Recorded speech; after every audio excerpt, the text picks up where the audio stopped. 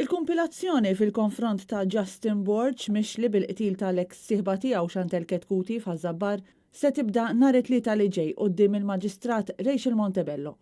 Justin Borch ta' 33 sena residenti ħalsafi u li bħalissa jinsab miżmum il-ħabs wara li tressaq il-qorti aktar kmieni din il-ġimgħa jinsab mixli bil-qtil tal-eks sieħba tiegħu ta' 34 sena li hija wkoll iż-żewġ ulidu bniet li għandhom 7 u 13 il-sena.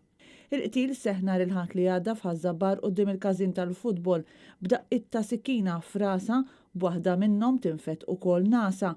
Aggressjoni li seħħet wara argument sħun bejnietom. Borch qed jiġi mixli b'5 akkużi.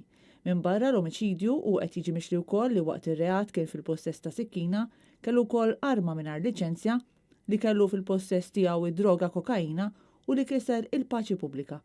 L-ispetturi Kurt Zara mid-Dipartiment tal-Investigazzjonijiet Kriminali u Joanna Piscopo mistennija jkunu l-ewwel fost dawk li jagħtu x-xhieda tagħhom dwar il-każ li mistenni jkun dominat minn diversi xhieda tal-prosekuzzjoni, fosthom diversi pulizija.